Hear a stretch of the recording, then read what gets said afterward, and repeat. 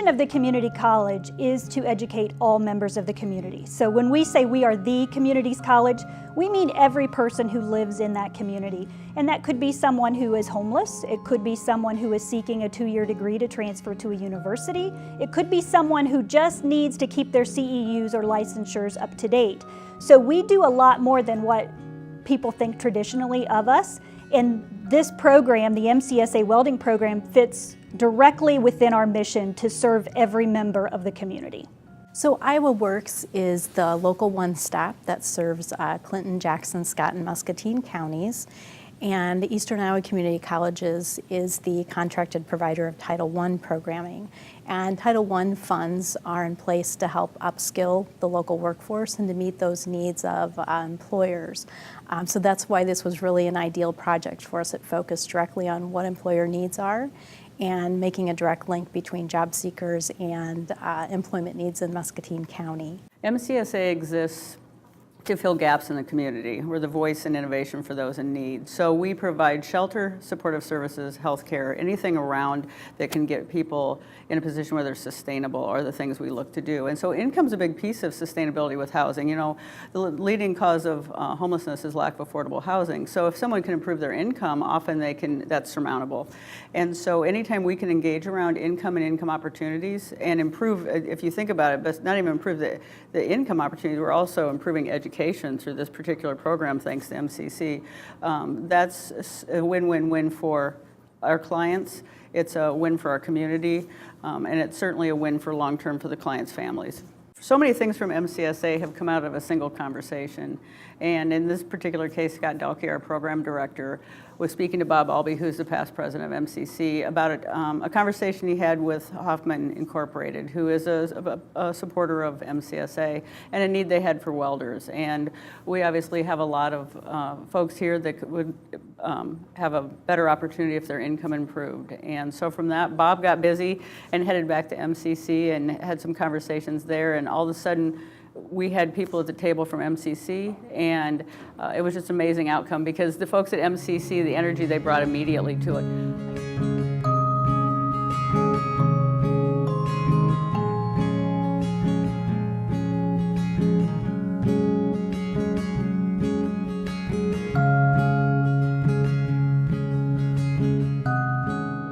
This is our dining room. This is where on the weekends we serve meals. We have a volunteer who's been coming in. She's been doing it for 40 years.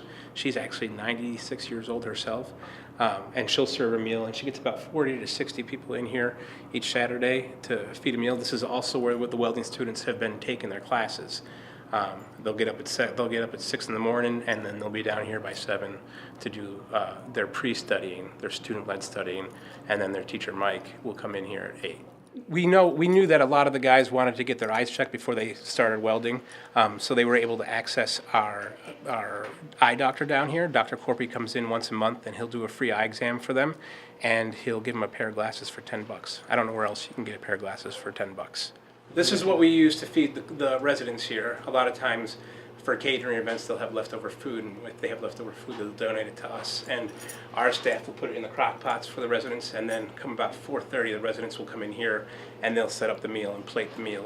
We have a number of computer stations here where they can come in here and look for jobs. They can look for Social Security benefits, apply for Social Security benefits, check for their Social Security benefits. We have one of the only SOAR certified social workers in Muscatine working for us in here. And we also open this to the public, so if they want to come in and utilize it for whatever reasons, they're able to. But I know that a lot of the welding guys, they had gotten on these computers to research it and got even more excited after looking at some of the videos. We generally use this for meetings when we meet with other community organizations, but whenever I'm in overflow, when I have more people staying in the shelter than I have beds for, we'll put a mattress in here, and we'll have some people unfortunately have to sleep on the floor. And this is one of the situations right now where I'm in overflow, and I'm typically, for the last few months, I've typically been in overflow at least 2 weeks of each month. If you have any depressive issues or mental health issues or healthcare issues, I don't know how you were taking care of those issues and looking for work while also trying to stay warm.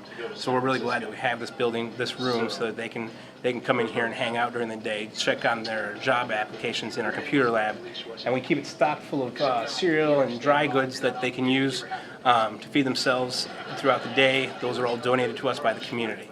So this is where our single men sleep, and most of the people in our welding program are single men. We only have one female that is in the welding program. So when they're coming home from their welding classes, they're coming home here and they're putting their bed out like that along all these numbers. And we typically can fit around 20 in this room. And it makes it kind of difficult because we take all sorts that come in here. There's sometimes people come in here angry and upset. There's sometimes people come in here intoxicated. And so after a day of studying and then an evening of looking for jobs or helping put out the meal or doing any chores that we ask that they do, they then have to deal with other people that may be creating a problem, maybe unruly, maybe getting up, maybe snoring, and dealing with all of these issues with 20 different men before they go to sleep. So they might not be getting to bed at the same time the rest of us are. And when they go to bed, they're not sleeping like the rest of us are. They're sleeping on a mattress on the floor. It's what we have to offer. I'd love to offer more, but it's what we have. It's also noteworthy to know that all the welding students, as well as all the residents at the MCSA, they're responsible for everything you see. The building's cleanliness, the maintenance of the building, they're taking part in everything. Everybody has a chore they have to do. Everybody has to pay their fair share to stay here. So it's not just an easy, free ride. There's a big part of responsibility that comes into this. This is where their entire life gets stored. And what I try to tell people is, can you fit all the stuff that's in your bedroom in one of these lockers? Then try to think about putting all the things that are in your house in one of these lockers. This is it. This is all they have. This is their entire livelihood. It's in one of these lockers.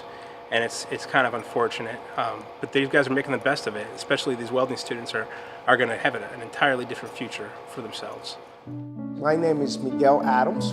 I was born in Brooklyn, New York. I got with other kids, some older than me, and we ended up doing things we were supposed to do, including drugs, and things escalated from there. I ended up, by the time I was 18, a drug program. At 17, I had a minor incarceration encounter.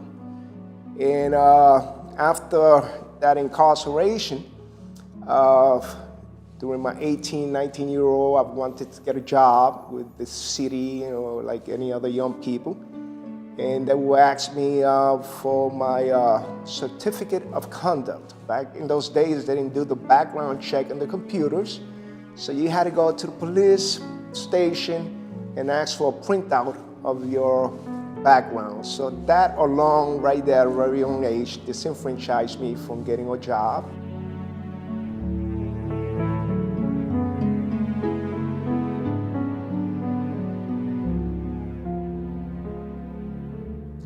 And things got more complicated, ended up in Rikers Island. And so I had a rough life going at a very young age to the prison, what I call it the prison industrial complex. It's becoming an industry, unfortunate, here in the United States.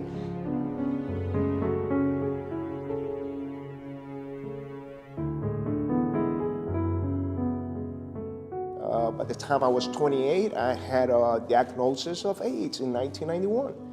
I was shooting heroin back at that time, and it was very complicated. And back at that time, everybody was dying. My cousins passed away quickly, my neighbors. So I was expecting also to lose my life at some point. I'm a Christian, so I prayed to God, let's extend my life. I had 3 toddlers.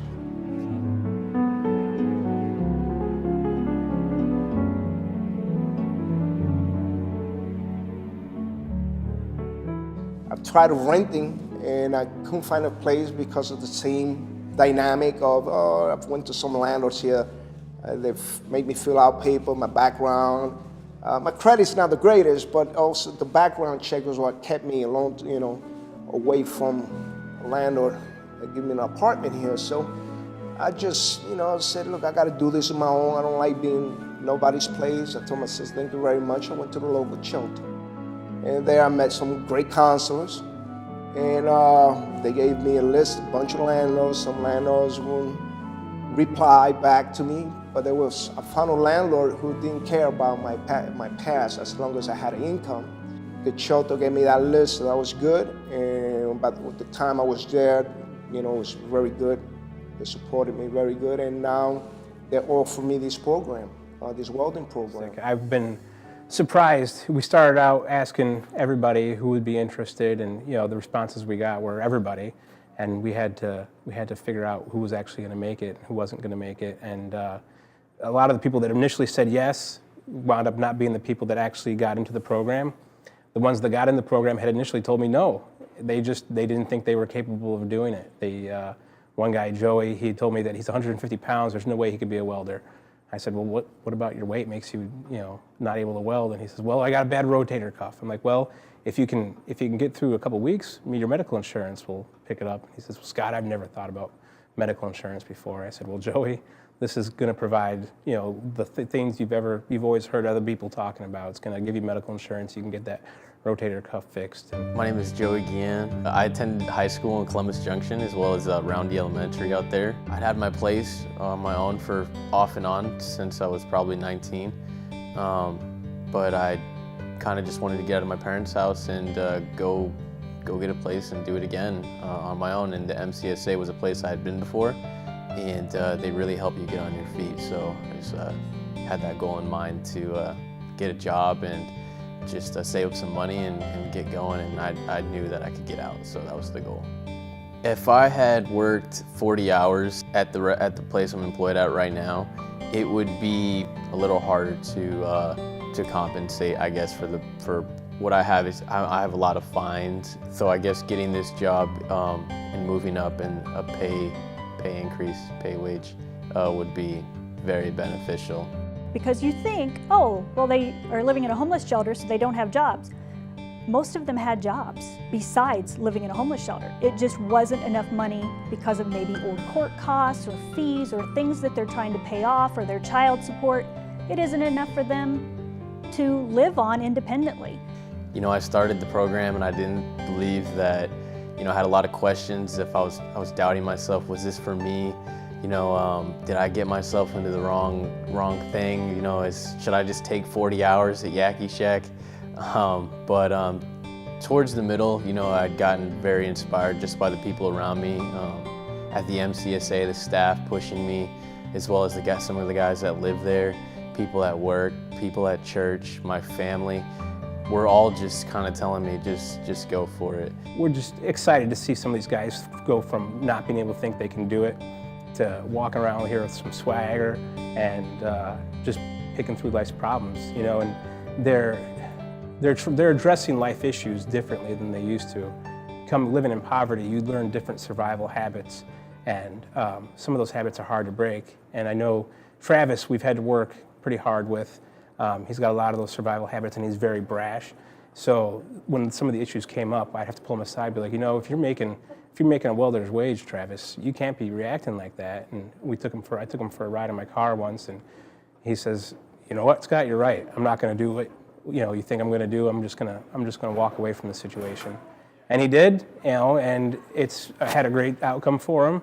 There's been a number of times that he could have gotten himself in trouble that he hasn't. He's made better decisions based on the fact that he believes in himself now. Well, I made a lot of bad choices, which landed me in Muscatine, around the wrong crew, the wrong crowd. The MCSA is where I finally came to and started realizing that something had to change. That I couldn't keep on going the life I was going, or I was A, not going to be around, or B, incarcerated. I wasn't afraid. I wasn't afraid of the program, no. I was definitely interested and motivated from the second one. Once I heard about the program, I wasn't too sure what the details, specs on it were, of course. But welding is always something I thought would be fun. And it's always been a trade I'd like to learn because you can virtually take it anywhere. It was only mentioned to motivated individuals at first because it's a starter program, They want the ones that want to succeed, that want to make something out of this, go somewhere. I know there's a lady, Mary, who's in the program that a lot of people didn't think she was going to make it. A lot of people thought things were not going to go well in her life, and she brought a caseworker in to meet me from another agency, a completely different agency, said, Scott, I think this may save Mary's life. The fact that some of this stuff can positively impact all sorts of aspects of her life, it's kind of amazing and deeply touching. And when it came to welding, none of them really had much welding experience. Most had never touched a welder. One student had some high school welding. They're complicated. This is not, nobody's going to say, oh, I'm going to go start a program at a homeless shelter and that'll be a cakewalk. It is not a cakewalk. If it hadn't been for Mike, God bless him. Well, I've worked with at-risk kids before up in the Blanc Center. Kids that got kicked out of high school and stuff, they wouldn't let them back in. So they bring them over and trying to get them, light a fire under them and show them what they can be further down the road. And having the success that I did, that really, helped me. So then when I come down here and toured the facility and seen what all they offered and what they give these people that don't really have anything, then it was pretty hard to turn down. The people I've got here are pretty good. You see little conflicts, but they're willing to help each other. We're staying extra hours for free to help them. They're coming in extra hours together as a group, learning on their own. They need just to build up in their self-esteem, show them what they can do by doing the different welds. Yeah. Some of them are struggling with math, some of them not so much. And I think within the first week, they identified one of the guys as being a little bit stronger in math. And so they started their own little student support study group, and they were getting up an hour early and coming down to class an hour early to help each other with math work. And they are working as a team. I mean, you work that closely with somebody that many hours a day, there's going to be conflict once in a while, but I think this group of guys has really kind of bonded and surrounded each other with support. And we do things on the backside to encourage that. Hey, when they come back from class, what happened to Joey today, or what happened to Mary today? Can you check on them? Put some of that responsibility back on their hands. So, again, trying to teach those life skills, and the fact that they're all looking out for each other instead of utilizing some of those negative survival skills is really uplifting to see. As a social worker who just really wants the best for my guys, I just love watching it happen. Yeah, a lot of them have had welding skills or been exposed to it, so they've progressed a little quicker, and a few of them have no experience, so it's been challenging getting them kind of caught up, but it's been fun watching them. Even Miguel has progressed in the week I've seen him. The only experience that I bring is that basic mathematics, that you learn in school and that I could catch up with. I like the dynamic of the group because of course, we got great teachers, but also we've helped each other. I've looked at how well they're doing, so I ask questions to them. Working with Mike and Chris, just great instructors, and I've learned so much more about, I guess, the welding industry, and I didn't know too much about anything about manufacturing or on a big scale. It's kind of just more warehouse work. So this is kind of like a T-weld right here. It's just going to be on both sides, and we're either going either direction with the gun, this way or that way. But what I'm doing right here is actually just setting up another piece of metal right here and doing 3 passes, trying to get this nice flat and flush. But right now, we really want these just to be kind of like really nice penetration on top and bottom. This is kind of what we've been working on just for the past couple days. Right now, they're really pushing hard in the well lab here area. Trying to keep them motivated in the classroom was a little bit different because they didn't understand it. Then we went to the hands-on the chalkboards and stuff. Then they started understanding the print reading a little bit better and the drawings, and it's hard to just read and then pick it up, and they got to have it showed to them and explained to them. But they're doing fantastic. Like I said, I have just wanted to open up opportunities for people to get out of poverty, to live a different kind of lifestyle. And Bonnie had been reaching out, Bonnie Nichols, our resource development officer, had been reaching out to local employers asking for sponsorship. And Hoffman Incorporated said, not only will we sponsor you, we'll also love to employ your people. And so that got me a meeting with Chris and Scott Lee at Hoffman. And they said, well, this is what we have. We have these welding opportunities, but they have to be able to pass our tests. And I said, well, man, what am I going to do about this? This is a great opportunity, but I don't really know many welders. So I just came back here and I was talking to people, and I went to a different meeting, and Bob Albee was sitting in front of me, and I just happened to mention to him that, Hoffman had mentioned this to me, and I think it was within 4 days he had set up a meeting with Katie Watson. This program was developed by having the right people in the right place, asking the right questions. This isn't a new situation. This just happened to be a perfect storm because all of the players were willing to participate and to take a risk. Many people know Hoffman as a manufacturer builder of silos, but we're more than that. Locally here we have a over 70,000 square foot fabrication facility, and we're in the community as far as we have an industrial service crew. We also have two other parts of our company. Yes, we're always looking for welders who can read a blueprint and then fit up a weldment. Employers are constantly asking for people with high-tech skills, and there are not enough people out there with those skills to fill the jobs that we have available, even in the Muscatine community, let alone if you look nationwide. We build material handling equipment. It's electric, all battery operated. I think we're producing roughly 120 a day. They range from 2,500 pound capability up to 8,000 pounds.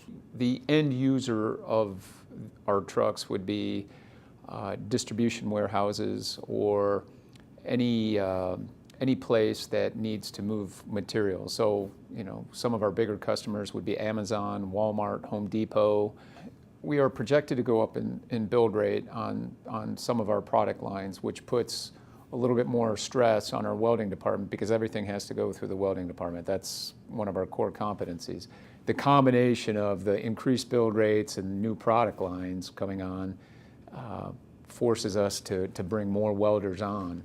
And that's why we're very excited about partnering or finding a source for welders. And as far as the type of welder that we need, we really like to see a qualified welder. In other words, somebody with experience and skills, but they are getting harder and harder to find. So that's why we're trying to partner up with what you folks are doing and giving you our specific needs for a welder, not the things that we will never use in our shop, but just what we do. So we have to do more to reach out to people who are at risk. And in this case, our people are residents of the homeless shelter. Some of those people have a criminal record, and that sometimes is off-putting to employers. So what we're trying to do is not only educate and teach these people technical skills, but also educate our local employers that there are programs, federal bonding is an example, of ways that they can have an insurance policy for taking a risk on hiring somebody who has been formerly incarcerated or has a military discharge that isn't favorable, or they just have at-risk behaviors. There's a lot of people that are in trades that have a past. I can't tell you why, but they just always do. And so we have found at Hoffman that we have to be understanding and try to work with people. I mean, there's a lot of people that come to our facility, they don't have driver's license. And we have crew cabs so that we get them to work. And so we feel as an employer, if we can help get through some of those obstacles, we can maybe get people gainfully employed and get them into a successful career so that they can make something of their lives. I mean, there's a vetting out process. I mean, I don't think any company or any manufacturing or just any business would just take a blind chance. I mean, there's a certain vetting procedure. One of the vetting is passing the test. But, we have some defined core values at Raymond Muscatine, and when we talk and give somebody a test and interview somebody, we're interviewing them against those core values. So even though they may have made a poor decision in the past, or they've gotten themselves into a pickle, and they're, if they exhibit the core values that define the culture at Raymond, I mean, we would embrace them with open arms. I think anytime we can have a good ending in mind when we start to bring somebody into the program is a great direction to look at. With having employer need and employer support behind this program, it makes it much more attractive for us because we're always looking for those good outcomes, looking for individuals to complete the training and then to get that employment. And I think this just sets it up really nicely. In developing this program, we knew we needed to have a laddered approach so that if they were in the program for a week, they received some sort of credential for a resume. If they stayed 2 weeks, there's another credential that was added. And if they stayed through the entire training, they would have a continuing education transcript certificate. We did that because these are high-risk students. So we know that their lives are very complicated. We know that they may have trouble committing to 150 hours of education when they've not been in education for a long time. So we wanted them to have levels of success so that they could start to feel good about themselves again. Self-esteem is a huge issue with a population of people who have become homeless or seeking housing. So some of the things that Title I was able to do was to bring in that trainer to come in and do some pre-employment skills training with the individuals. We always hear from employers, we need those soft skills. I like to call them habits because they're things that you develop over time, but we needed to kind of reinforce that and kind of give them some background in what kinds of skills employers are looking for them to have when they come out of the program. And touring some places, the college had set that up, us touring different facilities, and that was definitely very beneficial for my knowledge. I started off a little weary, but towards the end I realized that I could see myself working at any one of those places with a great attitude. And I got to meet the real owner of the companies. I like the fact also that he told us that his company is committed to help us to bring us up to that level, and which is very important to me. You know, that kind of calm feel. I really want a job. So, but I'm hoping that I could make it to that level and continue to grow within the company. Yeah. Yeah, and that's been the big push on a lot of these tours. It's great for the students to be able to see what they're going to be doing out there, but it's great on my end to be able to see what I need to be teaching them, because depending on where the student goes, they're going to be doing something a little differently. Getting them familiar with the testing procedures that we use here at our plant will help, the students train better here and prepare them for, passing her test. We're willing to train them how to do the job, but not how to weld. That's where, the schools come in. If you've never worked with people who are in transitional space, there's a lot that they have to do and have to comply with, so they can't always be in class all day like a traditional student who isn't doing anything else. And we knew that, so we built more lab time in to help them achieve the level of welding that they wanted for the employer they hoped to go to. I'm very unfamiliar with this kind of a set program. Like I said, I've been out of school for a long time, and I made a lot of bad choices that were not career motivated and what forth. But honestly, no, I'm getting a lot out of it. I love it here. I love the instructors. They're very helpful. They're very hands-on, very knowledgeable, and they want to help. And they're doing it out of the kindness of their own heart. It's not like they're just getting a paycheck coming here and saying, here, do this. They're coming here and they're actually hoping to help build a future in someone. I feel the instructors that are working with us want us to succeed. I don't care if you're a felon, if you've been in prison, if what you've done in your life.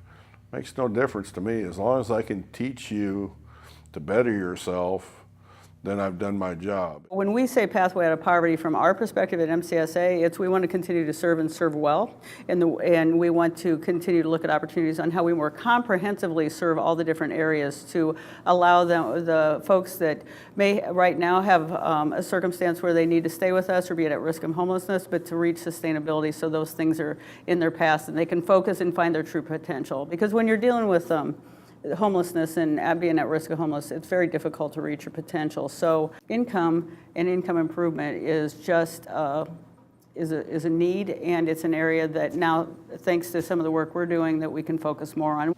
I mean, I know there's easier types of work, but a lot of money out there to be made for some of the people that I've trained. They can make $100,000 a year. The best employees that I have currently are people who began in the trades, who were hands-on, who learned the job, who learned what they needed to provide for the customer. The goal, hopefully, is some of these companies will kind of pair with the college and maybe even pay for their schooling so they can get more skills on top of what we're doing. If there was something that I could do after the fact to advance in this trade, this field, I definitely would give it a thought, because I've realized from doing this program that I am actually very skilled with welding. The support that these students need most isn't in the academic arena. They're all very bright. They picked up the concepts very well. It's really in the whole life, time management, getting back into a world where you are going to be at a certain place from this time to this time, because their lives become chaotic. If you are in a transitional place in your life, you may have problems with addiction. You may have children who are no longer with you, so you have to go to prescribed times when you can see your children. You have to be on lists to be available for any housing that becomes available. You have to maintain that list. You have to work with your caseworker. You have to be making progress in different areas for different resources. And I had no idea. It was surprising to me how busy their lives are. You know, there's, like I said before, poverty brings its own survival skills that I think a lot of people aren't aware of. It brings its own level of healthcare problems. It brings its own level of lifestyle choices. And trying to reteach some of those or get around some of those and remove some barriers from people's lives to make them focus on their education and their future career is a lot of the work that our social workers have been doing here. They have been very helpful. They wake you up early in the morning, and when they see you, they're telling you to get to class. They're just part of a big group that's really been pushing me and supporting me to really finish this. Just a lot of things come up. There's family issues, there's personal conflict. I know we've had a lot of people getting sick. You know, if you're outside and you have to walk to the grocery store, which is, 6 blocks away every single day to get your food, you're gonna get sick. We had some flu outbreak, that's another thing you don't anticipate, is that the flu wipes through a facility where people are sleeping within inches of each other like a house afire. Sometimes we have to look at the common good. You know, if we forget about the impoverished population when we look at the community, then we're forgetting a major part of Muscatine. So if we can help this population, these guys in this group can keep telling the story and get more people coming into it. We can actually move that needle of poverty, change that percentage a little bit, add a little more to the common good of the Muscatine community. Well, I just want to tell, everyone, whether you're my age, it's never too late, to try something different. So life is a struggle, and but you gotta continue and never give up. You always got to seek that opportunity, and I'm not gonna stop. I'm just gonna continue. Well, with a successful police enlistment program, it's going to open up doors that were never open to me before, pay grades that were never open to me before. It's going to put me at a substantial income to where I can support my fiance. I can start thinking about raising a family. I can start thinking about getting out of debt, the suburban dream, to break even and just live a happy life. A lot of people told me was you have to believe in yourself, and just keep coming back. It kind of gets better.